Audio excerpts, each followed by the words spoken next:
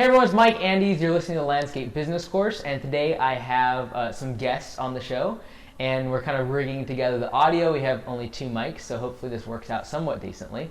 But today we're going to be talking about projects and doing projects versus maintenance. I know this is something I've talked a lot about before and showed the pros, the cons, and today I wanted to bring some different perspectives in. So before we get started, let's go ahead and go around. No, I'm not going to introduce myself. You all can introduce yourself, tell a little bit about your relationship with Augusta, what you do, and then we'll jump into what's happening. I'm Liz. I'm the operations manager at Augusta in Bellingham, and I've been with Augusta for 4 years. Yes. I'll go. I'm Lee. I've been with Augusta for about 2 years and 8 months now. Started as field worker, project manager, and now the estimator. I'm Josh. I've been with Augusta for 4 years. I started the same day as Liz, and I do a lot of the mowing and training new employees and kind of showing them the culture and what to do. Cool. So I've talked about this sort of stuff a lot, but I wanted to bring the perspective of someone in the office, an estimator, as well as someone out in the field, and we'll spitball some ideas. We really have no agenda. We have no idea how long this is going to go or what we're going to talk about, but we know we're going to talk about projects and versus maintenance and some of the things you might think about when you consider doing projects, and especially as you grow and scale. So let's preface this entire conversation by saying everything that we're talking about today is not to demonize projects or to lift up maintenance or vice versa, or to say you should or should not do one or the other. Mm-hmm. We're going to talk about the pros, the cons, the things you should think about, and this was really brought about by a question that came in from Textedly, which is the platform I use for the texting platform, which everyone should, of course, text. But we had this on the last episode. We did a Q&A on it, but I wanted to talk about it more in depth with all of these wonderful people. So I'm going to read the question again, and then we're going to go through and see what kind of topics we discuss when it comes to projects, the complexity of projects, the profitability of projects from an estimating standpoint, from a crew standpoint, from an owner standpoint, and hopefully it'll be helpful to everyone out there. All right, question was, I'm currently doing low margin landscape maintenance and lawn care work. I have no experience with landscape construction or hardscape. I really want to grow to a point where that's a big part of my business. How do I start learning and gain experience with this offering? So on the last episode on the Q&A, I referred to the fact that we're going to talk about this a lot more. So that's hopefully what we're going to talk about today. And before we jump into it too much, I'm going to have Liz kind of give you the brief rundown of Augusta of Whatcom County, our first location, in terms of our relationship with projects over the course of the past 4 years that she's been with us. So take us away. So typically, Mike will go out, and now Lee, and do an estimate with the customer, and it comes back to the office. We source the prices of all the materials, and we put together an estimate and send it to the client. And if it's a big project over $3,000, once they've accepted, they pay 50% down, and we set up the date. Over time, we've streamlined it a lot more to be able to execute the process from the beginning to the end. Who orders what? I make sure that I'm making sure their plants are ordered and ready for pickup or delivery. There's soil coming. I make sure their blocks for the walls and pavers and everything are ready. I talk to Lee. So let's say the job is going to be next Monday. I would talk to Lee the week before. What day do you want your soil? What day do you want your blocks? And I have everything planned for the delivery. And that's my job. And then the night before, when Lee does an estimate, he does a video for the crew. So the night before, I send them the video. All the notes from the job, we do paid or performance. So they actually see the price and the hours. And then I set up the job for however many days. The guys know how many days it's supposed to take and the price. And then the day of, they all see what truck to take and what people will be on that crew. I try to keep the same crew leader and helpers, sometimes alternating the helpers if we need them for mowing routes.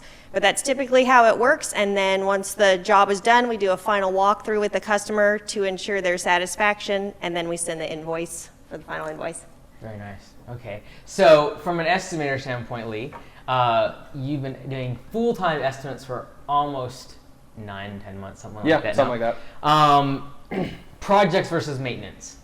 Tell me a little bit about that, the learning curve. I know for you and I, it was pretty straightforward because we do the way we do the system with the estimate, which you can kind of explain if you want, in terms of hours, materials, things like that. But from a project standpoint versus maintenance, which is more around bed maintenance or mowing, kind of your learning curve as an estimator. Yeah, the biggest learning curve, I guess, was figuring out time. So when you look at a lawn, it's easy to guess, 3,000 square feet, 4,000 square feet, 10,000 square feet. And then, with Service Autopilot, we use the system where we can measure it. So it's really easy for me to either guess just based on previous knowledge of mows, or to use that Service Autopilot function to measure a lawn and know exactly how big the square footage is and about on average how fast our guys can mow. So that was pretty easy to jump into, having mowed for a year and a half, 2 years before I started estimating. I had a pretty good feel for all the properties we mowed, so it was easy to get those times down and know how much debris was coming out. Switching over to projects, the learning curve is a lot harder because project timelines can be 1 day, 2 days, 8 days, 30 days, depending if you want to do those projects. So that was a really big learning curve for me, was just figuring out how to time and price those jobs. And it's hard to know, if you want to charge for price or if you want to charge for time. And that was the hardest thing for me to get used to, was when I would step on a job site, meet a client, and walk through the job, I wanted to think of a price originally. I was like, how much would this cost? But really it's how much time will this take? And then, like Liz said, listing those materials, figuring out when we need those materials, is it on the first day, second day, the scheduling. So it's just a lot more that was thrown at me all at once versus having, a mow. It's very straightforward. Oh, clean out those beds, rake up those leaves. It's like, that's going to be a truck full of debris and it's going to take a guy 4 hours, right? But a project is going to be, sometimes 3 trailers of debris, 60 yards of soil, something crazy like that. So the learning curve of just figuring out my materials and my time was really tricky, but over time you just kind of get used to it with experience. Now, from a perspective of P for P, it complicates things a little bit more, because as the estimator, if you're budgeting 100 hours on a project and you're 20% off, you're 20 hours off, which is 3 days worth of work someone really doing for no extra pay on P for P. So what kind of either stress or because the flip side happens, like this week, someone beats the budget hours by 30-40%. In terms of estimating, what kind of pressure or how do you think about that? Yeah, there was definitely pressure originally, and actually in our kind of P for P testimonial video we did that Josh shot, actually when Josh interviewed me for that, I shared a little bit about that, pressure I felt from the guys, because I was worried, at that point it felt like I was in control of their pay, which I'm not, because there is a base rate and there are always variables in jobs where someone might hit budgeted hours, someone might not. And so I just kind of had to roll with that essentially, but it is nerve-wracking to think, okay, this job, I might think that with my experience could get it done in 8 hours, but a new guy, it might take him 12 hours. He might need that whole extra half day. So it's part of it is knowing yourself, knowing what you and your business is good at. So knowing what we at Augusta are good at was what I had to really learn. What are we good at? What's our wheelhouse? What are our core competencies? And then from there, I could kind of standardize my hours. Whether it's a new guy or an experienced guy, once we know what we're good at, it's easier to figure out those hours. Scaling that to a larger job obviously is harder, but just because it's a larger job, just because it's bigger numbers, doesn't necessarily mean it's not scalable or it's not still your core competency. If we're building a 2-course high retaining wall that's 200 feet long, that's really not that hard. It's just going to take a lot of time, right? Because it's 200 feet long. So it just kind of depends. There's a lot of flexibility with it, but it's just knowing the team, knowing what we're about was the biggest thing I had to focus on in order to make sure those jobs would stay profitable and guys could hit their budgeted hours. And then there's the weather that's determinant for if we're in the spring and we're actually bringing soil in and using skid steers and track loaders, it's going to be pretty muddy. We're going to need more time. Right. Yeah, and that's something I have to think about, with weather and the conditions, and is it access, thinking about gates. Are there 2 gates? We just had a big project this week that I budgeted for almost 80 hours because it was all in the backyard and we had a windy front pathway to get to with a tiny side gate. So all that debris that was in the back had to come through that tiny side gate. So you have to think of those things and account for that. Otherwise that job, you honestly probably could have cut the hours almost in half. But I was planning for them to have to take all that debris through that side gate. So little things like that is a big learning curve to making sure you can keep your guys profitable while actually getting the job done. So before we throw projects under the bus, because that is the ultimate goal of this episode, before we do that, let's talk about why we do projects, the positive parts about projects, and I'll kick it off by saying the biggest reason we do projects is to keep everyone interested in their job, because most people do not want to be mowing for 6 months solid every day of the week. Josh, from your perspective, coming really for 4 years ago, we didn't do a lot of projects. We mostly did mowing. We had a tractor 4 years ago, didn't we? Right. Never So it never left the shop. You're right. So now we do bigger stuff. We have done and we can do bigger things. Your perspective on the aspect of having a project. Positive. Let's think about positive things for now, because we're going to get to the negative. But projects, maintenance, things, stuff like that. Talk away. Go ahead. Like, do you like seeing your name on a project right now versus maintenance or mowing? Like, how has that impacted things? I personally am more of a maintenance guy myself, so I'm probably the wrong person to ask.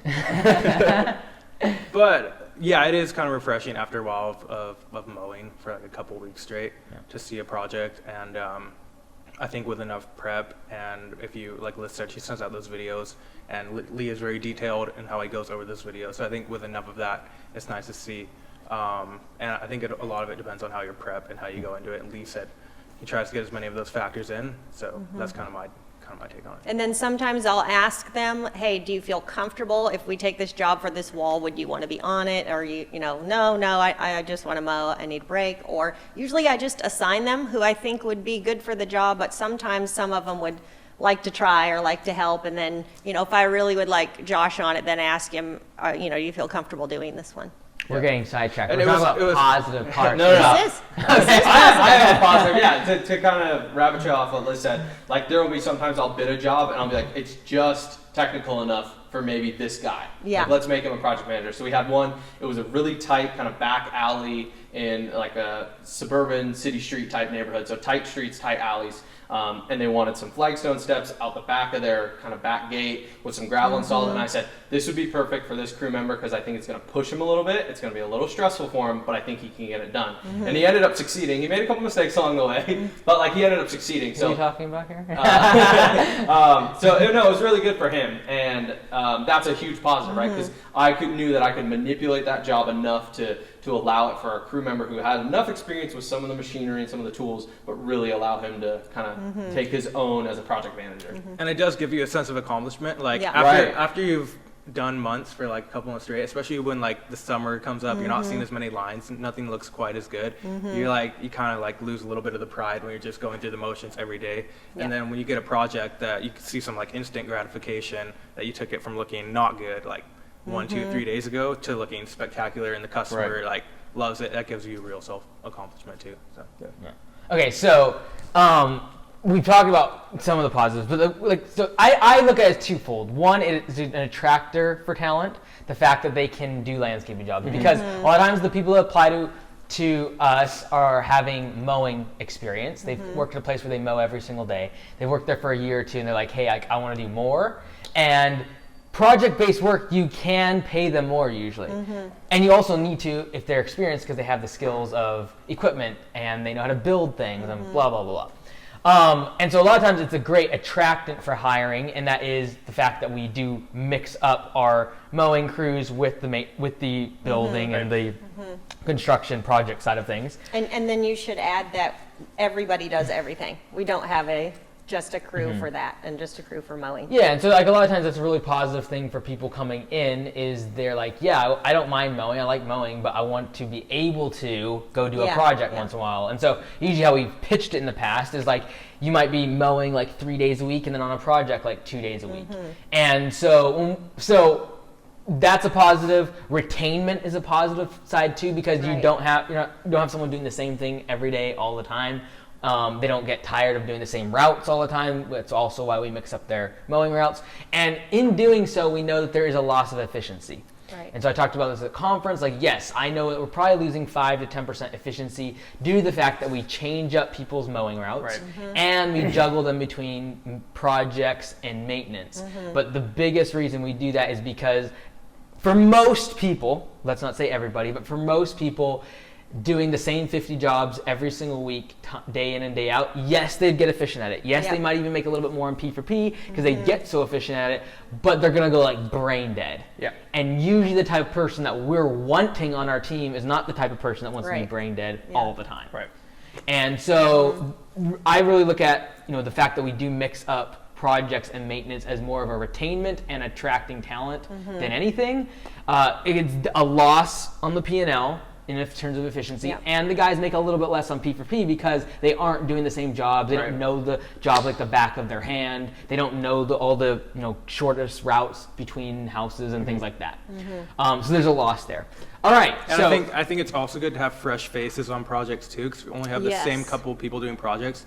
Like sometimes someone totally new will come in. I'll see a totally different way of doing something that's more efficient because their face hasn't been stuck in it for a couple of days, and then you're like, oh, that makes sense. You were just like so caught up in it, you didn't see it that way. So I think that helps too. I was going to throw out another positive, kind of taking a different direction from the estimator standpoint, for especially addressing the guy who reached out to my guy or gal about wanting to get into projects. It's a really good way to get into neighborhoods because sometimes like you'll have like really nice manicured communities that their lawns are already taken care of, either mom and pop shops doing it or they just have a really nice mower because they like it dialed in, but they can't put in a patio themselves. So we had one last summer, older couple retired right in our target market, moved up here because they have grandkids now up here. So I knew it was going to be a great project to bid on. It's a patio in the front, complete renovation in the back, things like that. And basically now we have 3 or 4 mowing clients in that neighborhood. So that's a huge positive because all of those people who were mowing were like, well, Augusta's here and we saw the product they installed for our neighbors. We want that quality on our property. So we did that big project, and then we did another patio down the strip on that one house. Like on the side of the house, we did a big like paver walkway, and just like, so it brings in more money, definitely. If you can nail projects, and if you know what your core competencies of projects are, like you can nail those things down and just get into neighborhoods and start just dialing everything in. Okay, so a couple more positives. Revenue. So you can easily do a lot more revenue, especially starting out. Like even the franchisees, the ones that have gone out and sold these big jobs, like they're going to do $500,000 in revenue this year, right? Yep. That's a positive. Another positive, this is actually a big positive about projects, and that is maintenance changes on budget hour. We keep the same budget hours, the same pricing for our customers per cut, for example, for mowing. But the time it takes to actually mow the lawn changes dramatically throughout the year. So right now it's April, May, grass is growing a lot. Like to hit budget hours is an achievement. Whereas in the summer, July, August, everything's pretty dormant. Some people switch their mowing schedule, some people cancel, and then for most of our customers, it's like half the amount of time to mow their lawns because you don't bag it, the edges are established, you don't have to hardly blow it because there's no clipping. So like the amount of work is dramatically reduced, and therefore projects can fill in the gaps. And so I think the biggest downfall that we'll talk about of projects being not recurring is also its biggest strength, and that is when you have gaps of time in terms of maintenance and you're not busy, you can just go sell more projects. Fill up the schedule for the guys, and that's really always been the reason why we keep projects, is because during the slow months, whether it be winter or summer, when maintenance is slower, we can fill the schedule with projects, and then when it is growing really fast and we have lots of maintenance class customers and we're just bogged down and it's raining, whatever, that we can just move projects off. And because they're flexible in schedule, whereas a recurring mow, you need to show up every single week. It also depends on the goal of your business. So if you have really high performers like us, and if all you did was mow, they would be bored. And so they would want a little bit more challenge. It depends, like we've shifted the goal of our business. If you had the owner there every day and we were all there every day and we were bored, we'd be like, oh yeah, let's try this new thing. And we would need that stimulation. So everybody has to be kind of united on their vision. And also over time, we've gotten a lot better at them. So for instance, I used to spend 12 hours. We had this one gentleman that needed all these native plants. There was 1,200 plants we can say on names. The job. Just say Mr. So-and-so. I can't remember. It was a few years ago. I might remember. And I Just spent many hours trying to source them from all the different nurseries, and I did that before we did the bid. Now we try to get estimates out within 24 hours. There was no way I could try to source all those because not everybody's like us and answers their phone and gets right back to you, so I couldn't source them all from the nursery that fast to get an estimate out. So one thing we've done over time is we tell them, here's the bid for all this. So Lee has the time included to plant those 1,200 plants, but we tell them that it will just be tacked on to the end of the invoice. The cost of the Yeah, material. so like the gentleman he's talking about, older gentleman, he really wanted to know the price. So I said, as soon as I source them and buy them, I'll tell you what the price is, but I'm just gonna put it on the invoice at the end. So at least he could still budget, but I didn't have to have it done in 2 hours, which is impossible with us trying to do so many other things to source 1,200 plants from 6 different nurseries. Yeah. And it kind of coming off that as the estimator, especially if you're trying to get into projects and you're going to have to learn how to estimate those projects, one of the biggest things is you decide who your clients are, honestly, as the estimator. And I've learned the hard way how to not say no. That's one of the hardest things. And Mike's had to How to teach not me say through. yes. How to not say yes, yeah. There you go. Right, how to not say yes, how to say no. So you can kind of vet your clients that way. So like the one Liz was talking about there, and I would say his name, but I honestly don't remember his name. But basically I knew that they had already said yes to us. Like right when I got to their house, they said, yep, we already researched you guys, we watched your videos, we saw other projects, we called someone that's used you, and they were already sold on us. They invited me to their house, like they gave me a drink, everything. So I knew that it was worth our time to like give them that plants list. I was like, Liz, we're already sold. They haven't said yes yet, but they're right in that pipeline. Like if we give them those plants, they'll say yes. And within, I think, a few hours of you sending that list, they said, yep, let's do it and put it on the schedule. And they were on the schedule in like 3 weeks. So Now, another positive from a field perspective, which I'm just going to put words in your mouth, Josh, and that is that it is nice to have different projects, different things you're installing, and just like you said, see change, walk away from a job and be like, wow, we changed that. Have a really cool before and after picture besides just stripes in the lawn, like having some sort of a wall or a patio or like a redone landscaping. So we've talked about positive. Now I get to talk for a few minutes because we're going to talk about why projects are the worst thing in the world for me as the owner, and why I hate them so much. And so, again, this is not for everyone. This is for our business model and the way that we're trying to set up our And again, business. it took a little while for us all to be on board and get an agreement and moving 100% in the same direction on this point. And when we say projects, like we're also saying like big projects.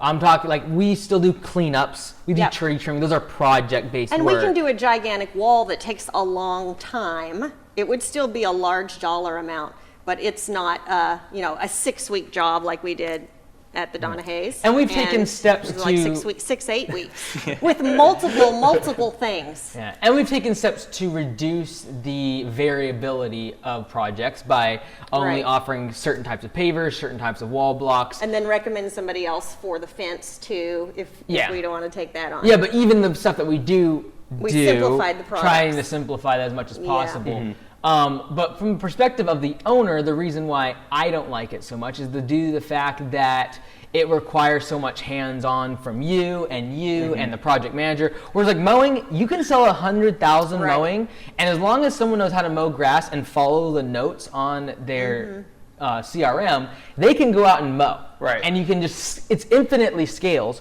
Right. Whereas as you have projects, you need project managers, you need someone in the office to be constantly going back and forth. You need to have like way more, the selling process is way longer because you're usually editing it, you're going back to doing work change orders, you're back and forth. There's more things that are broken. It's harder to schedule when you go over budgeted hours, like, oh, we're 40 budgeted hours and then you have over. another project that's supposed to be starting. And you have deadlines and timelines, whereas with maintenance, it's like, you can move things around a little bit. But I think the biggest thing is scalability.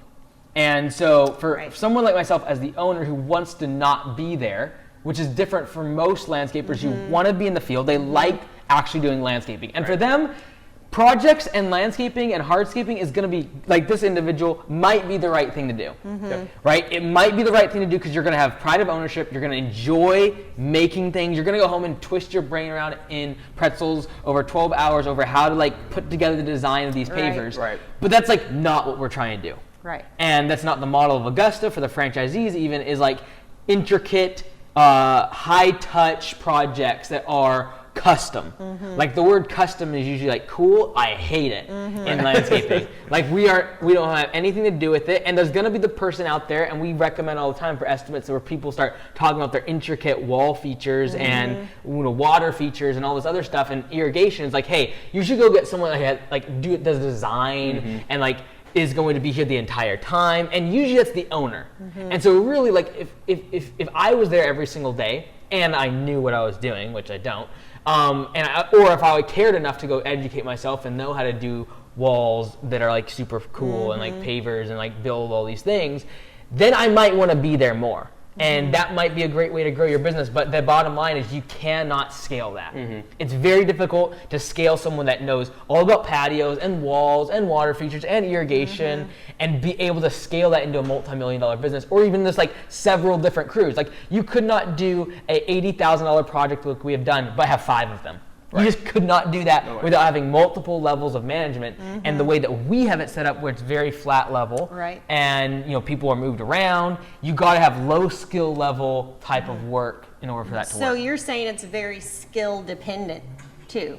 It's harder to find the people too. Like, if we, like, for example, we hired 2 people the other day.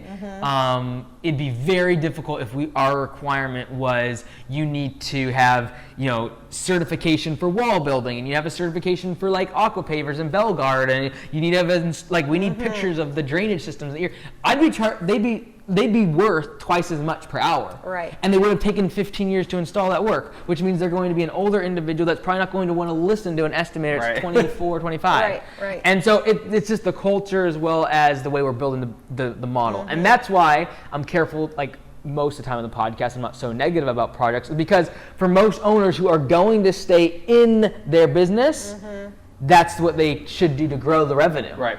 They can grow to $1 million in revenue, have a few crews, have 2 projects going a week, and they're bouncing back and forth. But if you're not going to do that and you expect to be able to get out of day-to-day operations, there's just no way you can do projects that are big and custom and change all the time. Right.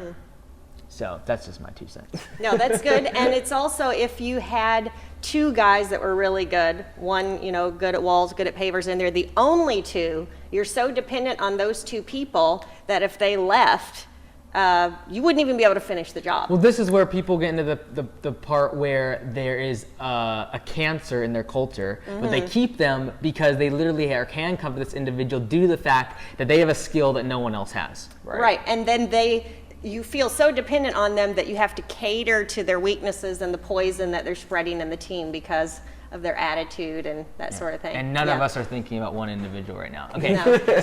So let's go back to the infamous job, the Palmer job that we did several weeks ago. 80,000? No, this wasn't that big. 60 something? 60. After all the work order changes, 60 something. Great. Okay, fantastic. So we lost a lot of money. But see, as an estimator, real quick, that number's so exciting to see. When you put that bid together, you're like, ooh, 60,000. Yeah.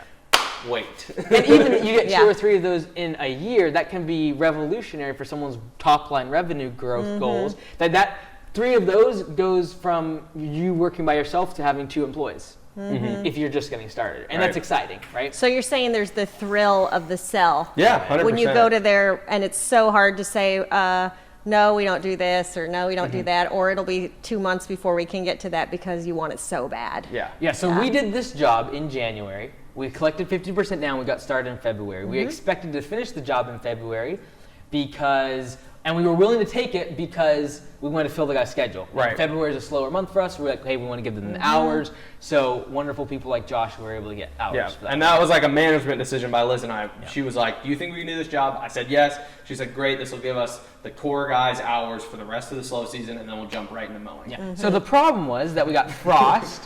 We had rain, we had a bunch of delays, so we collected 50% in January. We do most of the work in February, we finish it off in March. We then get paid 50% in March. What happens though, from a financial perspective on the P&L, is you got a bunch of revenue that's unearned in January, right? And then you got February where you do the work. And you have all this money going out to the guys. Labor costs, all the products showing up, equipment, blah, blah, blah, blah.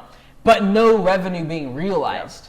And then in March, you get this money too, and it's just like, oh, cool, great, we got more cash. So what happens in terms of a monthly cash flow perspective is you have a really good month in January, and then you have a really good month in March, but February is like a negative, massive number because of a huge amount of labor, materials. And so from a cash flow perspective, another negative of having projects, and you have to have much more money in the bank to float the cost. Now, that being said, most people say, oh, you get 50% down, that should cover all of those costs.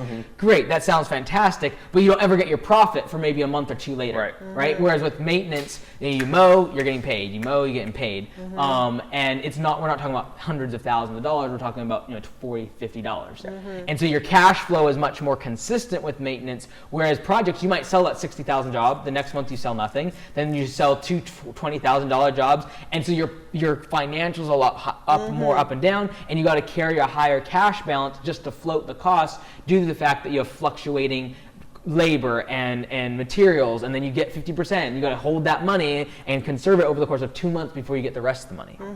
And so you go over budget on a big job like that. And if you don't have cash in the bank, you're going to run out of money, even though you're going to get the rest of your money at the end of the job. And so walk us through that job a little bit, what happened, etc. Like, we did not actually lose a ton of money on this job. I think we actually accomplished the goal, and that was to keep the guys busy. The problem that happened is it went longer because of the rain, it went longer because of the frost, and it went into March, which was our busy season. And Lee can explain the introduction of a new product which we thought would be easy to use, and then got into it. And doing something we'd never done before.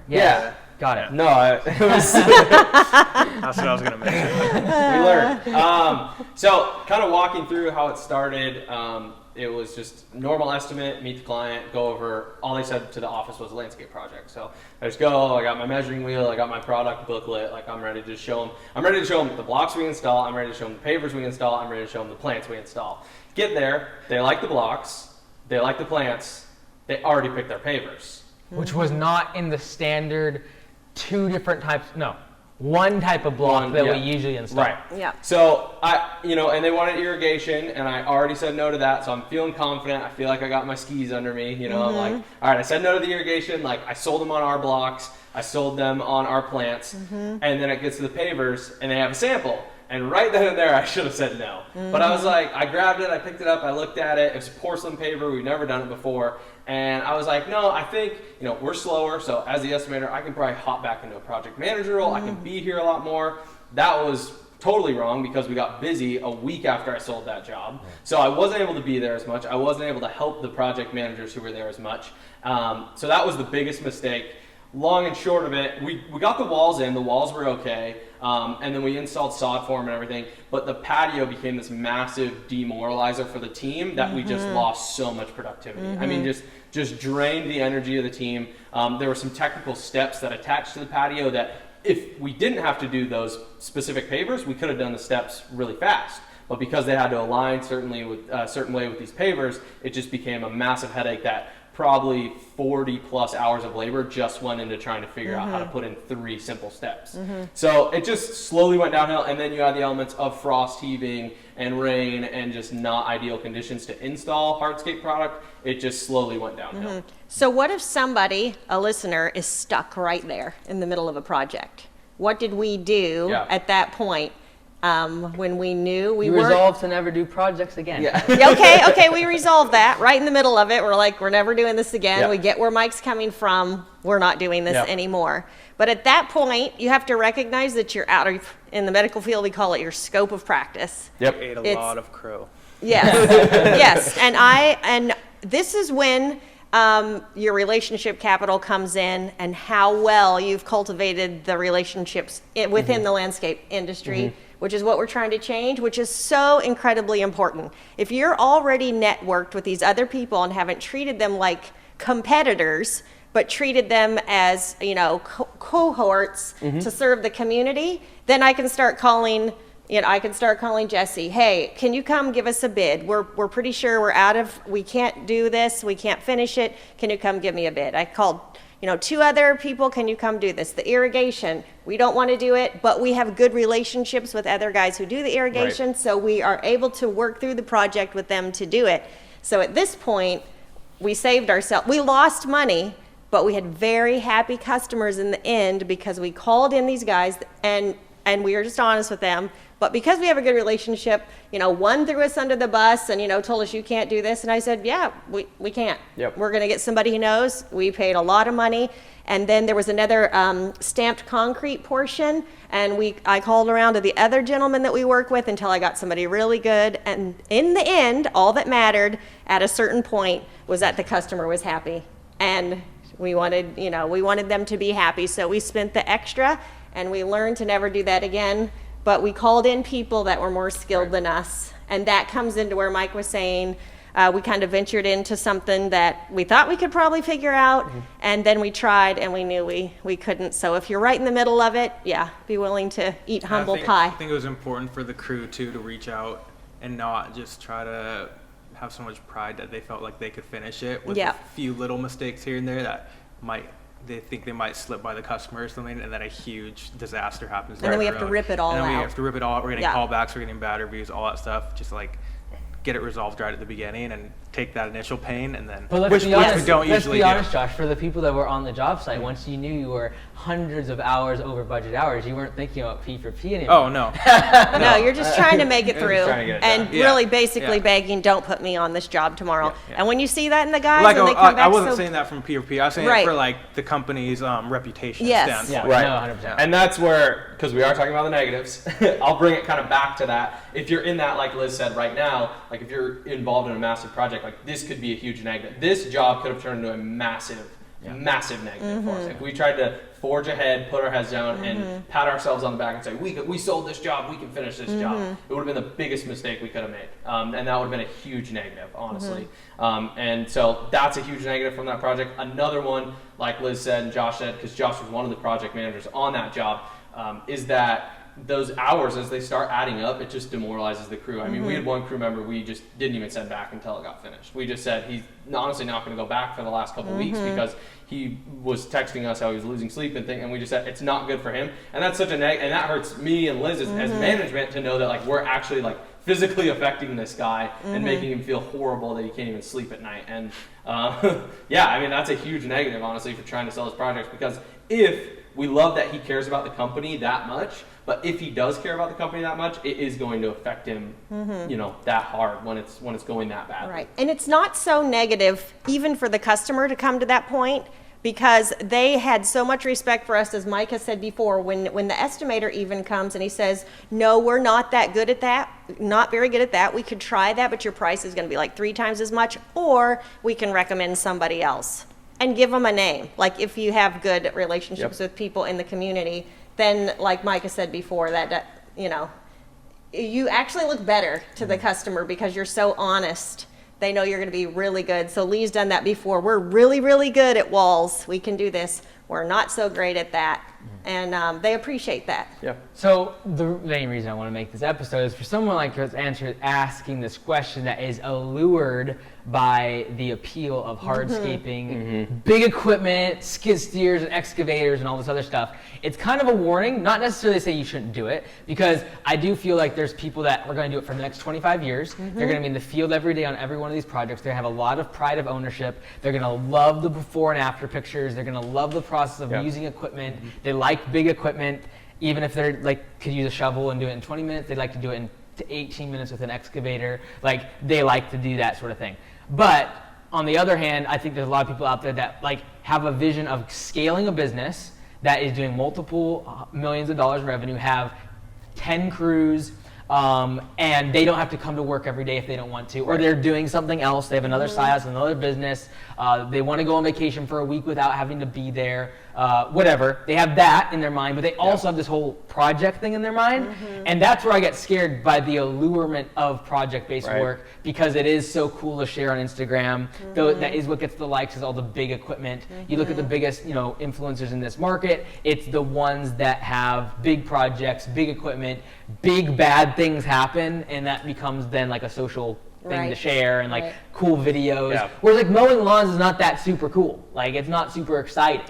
And I feel like make it exciting. I feel like a lot of people forget that to get started in hardscaping, you need equipment. You need a bigger truck. You need a different type of trailer, like a dump trailer. You're going to need an equipment either renting or you're going to be operating. Your liability insurance is going to go through the roof when you start doing hardscaping versus maintenance. If you start doing tree work and you start going above a certain height, that's going to like triple your liability insurance. And so these are a lot of factors in terms of financial that I think people don't take into consideration. And if you're going to scale, it's very hard to find 10 skilled hardscapers versus 10 people that I can go find if they have good work ethic, and in 3 or 4 days they can be profitable on a mowing route.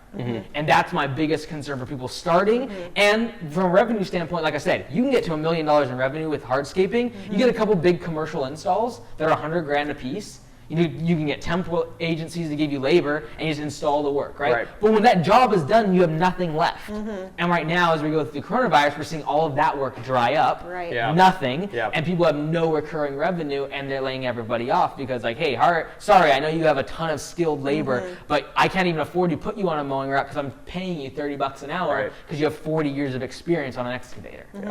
Well, you've mentioned before, like this for this gentleman, you said like the mows are your bread and butter, like they're the base that's always recurring. So if you were him and you wanted to start out trying to do that, how many mows do you think a person should have like to sustain themselves before they would branch out even into small things? Now, how big a project are you talking? Over 5,000? Well, like I've talked about with Lee, like it's less about dollar amount, it's about what are we doing, because if it's a 2-foot wall that every one of our crew could basically install and it's straight and it's the same legacy front face, like flat face, flat side, whatever it's called, straight line, like that's different, and it could be $50,000. But if we're talking about a terrace and then steps and planting, which I hate, so like this gentleman should build a base of recurring mows and learn how to do the wall, and maybe just start with the wall. Okay, so really, something simple. Go ahead, Josh. Go ahead. Well, and like I think it depends, like Lee was saying, like learning when to say no and stuff. Because if we had just gone to that Palmer project and done, ripped out the old sod, put in the new sod, put in just those couple of walls in the beds and the wall going around, I would have been so proud of that project. Totally. It would have been a moneymaker. It would have been a moneymaker. It looked gorgeous. I would have been proud. But going back 3 Saturdays in a row and redoing the stuff we did last Saturday on the patio absolutely destroys you, and you don't want to go to sleep the night before because you don't want to get up and go to that project. Exactly. But if you're going and it's like the stuff you're familiar, that you're down with, that can be taught fairly quickly, like leveling out the wall and going, not having to do a bunch of patio stuff and everything, then like you can take a lot of pride in that. It's just, I think, kind of finding that balance of when to cut it off and not keep going and going, and then all of a sudden you find yourself out of your league. Back to your question, I would, if I was starting, I would really focus in the spring on selling recurring jobs, maintenance, mowing, cleanups, all that stuff, right? But more about recurring jobs, more about like weekly, bi-weekly scheduled work. I would focus on that. Then come times when things get slower, I would then put more focus, time, energy on the project-based work to fill in those gaps. But I would really, really be focused on one question, that is, could my recurring labor keep all my guys busy 30 hours a week?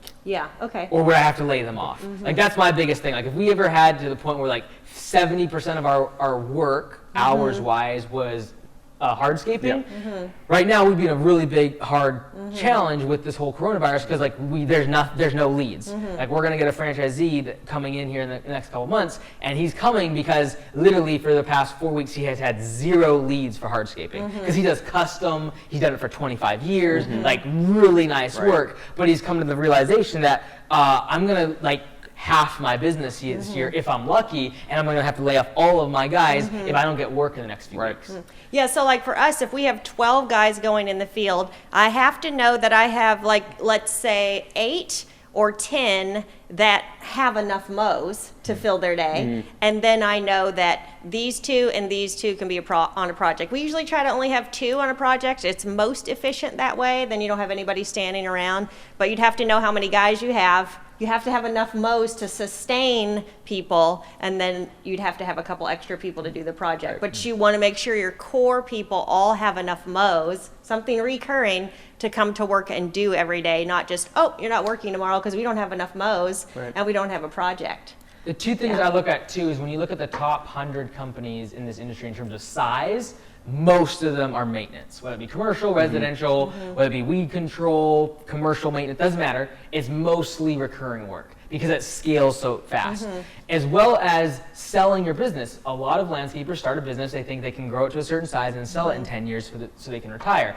Guess what? As we just found out last year when we went out and bought a business that's been around for 15 years, his business was worth squat. And the reason that a lot of times that happens is because your business is only as valuable as your receivables, right? So you have a good receivables when you have 500 jobs booked out for the rest of the year, every single week. You know it's like money's coming in. Projects, like if I buy a business, I gotta go sell the job tomorrow. Right. I'm gonna have all the employees and all the equipment and all the other junk, but like I gotta go sell that work. It doesn't it's not there. It's not an asset I can sell. And so I think that in terms of acquisition costs as well as just scalability of a large firm, it comes down to maintenance. I think one thing I was going to say, because if you're watching this video and you think a little bit like me, I said at the beginning when I was getting into estimates, I always wanted to look at a price. I wanted to have a number, and I had to learn to look at hours, look at materials, don't look at a price. Liz makes the price. A lot of times, I don't even know what the job comes out to be, unless it's a massive job like that one, and I want to know. I've had clients say like, how much was that part of the job? And I honestly looked them in the face and said, I don't know, because the office sets the price. So if you're like me though, if you want to know, we did 1.2 last year, looking at doing 1.6, 1.7. I know our wheelhouse, a lot of times, the ones we make really good money on, usually anywhere from 5,000 to 15. That's kind of our wheelhouse. At this point, for the scalability of our company, our core competencies, we can put in really nice patios, some small walls, a couple plantings here and there, and knock out that 5,000 to 15,000. And we usually consistently make good money on those size projects. So what do you say to somebody who's grown pretty big, or they started, they got... I already know the answer to this. Cut out services. No, so they already have all their mowing base. Oh yeah. They meet somebody or they hire somebody who's really good at hardscaping. They bring him in. They kind of use him. They start growing. They start getting a lot of projects. And now they're big, and now they're overwhelmed, and now they're listening to something like this. Cut services. And they're like, oh my goodness, we can't do this. We have to learn to stay no. How do I go back to just mowing and maintenance and cleanups? Well, Josh can explain because he's seen the past even 4 years at the local shop us really build up projects and then completely obliterate them the past year and a half as I've stepped out of day-to-day operations. So yeah, you can answer that question. Like, what have we done in the past couple of years in terms of like we were just adding services, right? Like we were just growing, and everything, and then we took a year where it's like we didn't grow revenue-wise, but we cut out probably 50% of our services and focused on our core competencies, therefore making us much more profitable, therefore not making you have to be there. Tell us about what services we cut out. Turf. We cut out turf. Artificial turf. We cut out. We made it so like there was only the one set of pavers. Right. What was the other one we cut out? Delivery materials. We're limiting like boulder walls. Yeah. We sold the tree chipper. Right. So no more chipping. And then we also closed off our yard from people coming in from retail, because that was taking up all the office ladies' time. When you have 10 trucks come in during the summer, then they can't focus on the crew and stuff like that. And we cut out, irrigation. Irrigation we were going to get into, Yeah, we had started with that, and then we cut that out too. And part of the reason of that is if you only have one person who can oversee artificial turf and they can't be there, what are you going to do? You have the job scheduled. Their kid is sick and they're not there, and we have deadlines. And the same with the irrigation. Yeah, like I would say if someone, like back to your question, if someone is doing maintenance right now and they find this hired person that's like, I have experience on an excavator, I can like build walls, it's very tempting to hire that person to get started in that, because you will grow the business from a revenue standpoint very quickly. Like we did in the first 2-3 years, like really quickly. But you got to ask yourself the question, like, is that person replaceable? Like, the reason McDonald's does so well is the fact that they can get a 14-year-old in there, and within a day, they're profitable. What if What if they have all these jobs and they're realizing that this guy is an absolute jerk, and they kind of need to get rid of him and like pull everything back? Yeah. I would say a lot of people are in this spot. You got to take a hit to your ego, and that is that you're not going to have a growing business for a year or two. Yeah. And you're going to have a flat year. You might even have a less. But it's like from a profitability standpoint, it's better Like focusing on a few services and getting core competencies that you can really dominate, be really profitable, really scalable. But in terms of someone that's in that position, they're going to have to take a big step back in their ego because they're not going to have a growth year and they're not going to have these big flashy trucks and big equipment that is really cool to have. Right. You know, it's cool to be like, yeah, today I'm on this excavator, like blah, blah, blah. Yeah. And that, at the end of the day, is not scalable.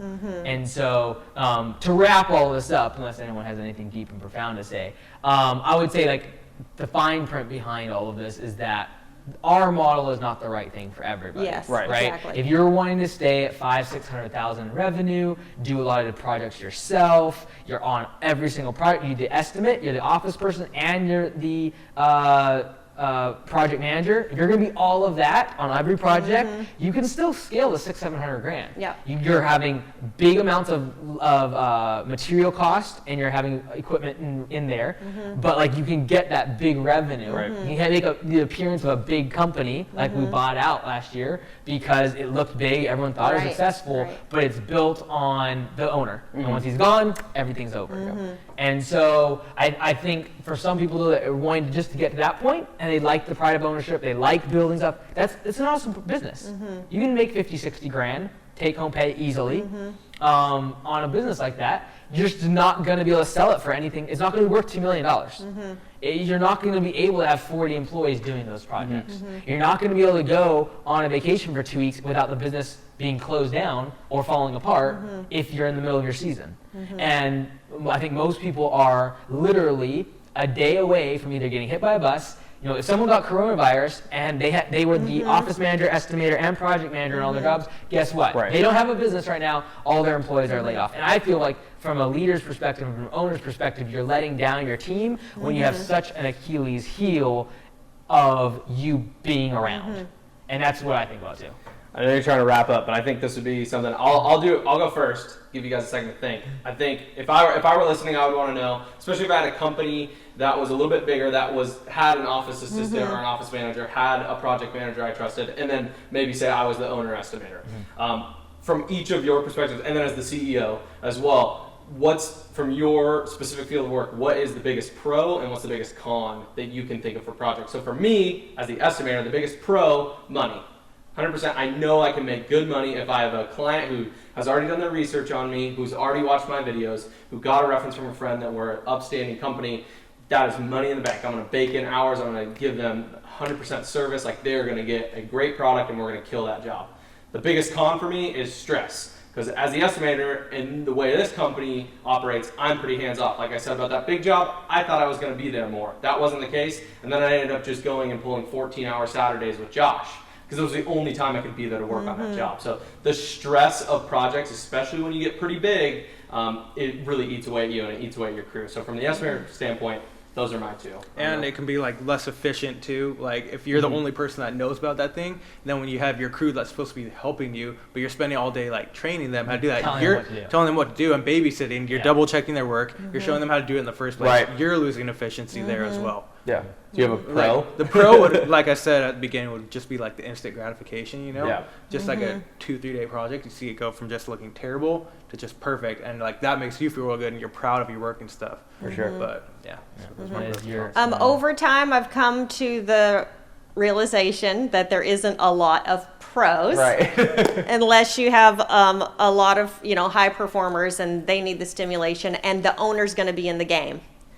The con is that you can't give this one customer everything. That Yep. is And That's a good you point. have the possibility of losing them, because now the irrigation guy's on their property and they're like, oh, I could do your thatching and your aeration. I'm here. I'm already taking care of this. Or even the customer from the onset's like, no, Yeah, I like, want the same person to do I want my no, yard yeah. taken care of from cradle to the grave. Yeah. I heard Yep. that one lady say. Or like and you full can't service. and you can't be that to them. Nope. So the only way, all we do is not rocket science. The only way is to be a massive communicator and caring for them and giving them people to take care of that. People who you already have trusted relationships that they won't take the other services away and work with you. So- My biggest pro is that you can fill in slower times Yes, that's for your true. crew. That's true. And stabilize their work schedule because maintenance is fluctuating. as well as quick revenue growth. The biggest con is cash flow and asset utilization of bigger equipment that might sit there for a week and then you use it for a while and it's not, you need bigger trucks. Just from a cost structure, it's much more capital intensive than maintenance, where you can have a trailer set up for under 10, 15 grand and you're out making money the next day with someone that's low skilled. Yeah, so a con is that I am there till 9 or 10, making sure every little thing is set up for them, and he has that trailer and he has that, and nope, he can't do that because we need 2 yards in that, and all of that goes away when you're just doing 122 mows like we did yesterday.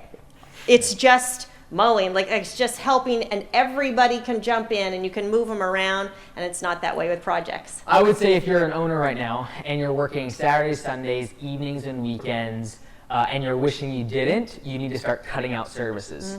You take the ego hit that is going to come. So difficult. And you need to focus on what service you're going to be good at. And in the long run, maybe it's 24 months, you're going to be better, you're going to make more revenue, you're going to attract better talent, and you'll be more profitable. And you won't have to work those hours because you'll be able, you can't systematize 100 different things. It's easier to systematize a few and get really good at them, make them profitable, and so you don't have those variability of hours at working, projects, and just like everything. And be assured you can still make a lot of money and scale your business and grow if you're working on tight routes. And like we did 122 mows yesterday, and there's not very many of us, and it's all a matter of shifting everybody who's close and tight routes and selling all those mows and having so many and pulling it off together. You can tighten up your teamwork and your communication. And I think you can still make as much because you'd be so good at your core competencies. Definitely. Love it. Cool. Well, thank you, everyone. Thank you, people. Go ahead and comment below. I know there's a lot of people that disagree with my premise that the project's not the best thing in the world. But again, I'm not saying this is right for everybody, but for a business that's scaling, a business that wants the owner to not have to be there every day, that's definitely what we're pushing at Augusta Lawn Care and for our franchisees. But comment below what your experience is, and you can please like this video. If you don't, dislike it. Do one or the other. Don't do nothing. Don't be lazy. And thank you so much for watching this video. Have a great day. Bye.